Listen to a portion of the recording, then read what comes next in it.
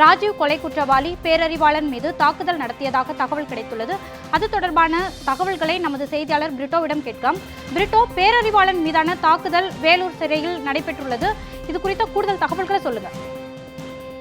வணக்கம் மாலதி. அதாவது முன்னாள் பிரதமர் ராஜீவ்காந்தி கொலை வழக்கில் கைதாகி சாந்தன் முருகன் பேரறிவாளன் உள்ளிட்ட அனைவரும் வேலூர் மத்திய சிறைச்சாலை அடைக்கப்பட்டிருக்கிறார்கள். இவர்கள் கடந்த 20 ஆண்டுகளுக்கு மேலாக இந்த வேலூர் மத்திய சிறைச்சாலை அடைக்கப்பட்டிருக்கிறார்கள். இந்த நிலை இன்று காலை பேரறிவாளன் வட மாநிலத்தை சேர்ந்த சில குற்றவாளிகள் மூலமாக அவர் தாக்கப்பட்டதாக நமக்கு தகவல் கிடைத்திருக்கிறது. இது பேரறிவாளனின் நெருங்கிய தொடர்பில் இருக்கக்கூடியவர்கள் நமக்கு நம்ம நியூஸ் அந்த தகவல் தெரிவித்திருக்கிறார்கள். மேலும் தற்போது பேரறிவாளன் மருத்துவ சிகிச்சைக்காக சிறை வளாகத்தில் அனுமதிக்கப்பட்டிருப்பதாகவும் தகவல் வெளியேறுகிறது. பிரிட்டோ, பேரறிவாளன் மீது தாக்குதல் நடத்தியது யார்?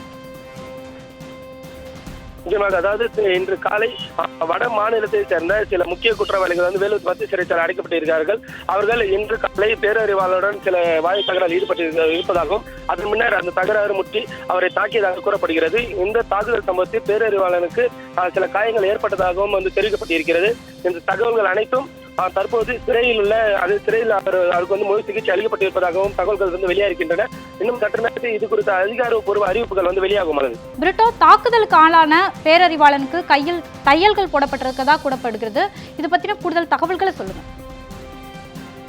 நிச்சயமாக, அதாவது இன்று காலை வேலூர் மத்திய சிறைச்சாலையில் பேரறிவாளன் வட மாநிலத்தில் சில குற்றவாளிகளால் தாக்கப்பட்டிருக்கிறார். நம்ம ஏற்கனவே கூறியது போல பேரறிவாளனுக்கு இந்த தாக்குதல் சம்பவத்தில் சில காயங்கள் ஏற்பட்டு இருக்கின்றன. இதற்கு மருத்துவமனை, அதாவது இந்த திரை நிர்வாகம் சார்பாக மருத்துவமனை தற்போது சிகிச்சை அளிக்கப்பட்டு வருவதாக தகவல் வெளியாகிறது.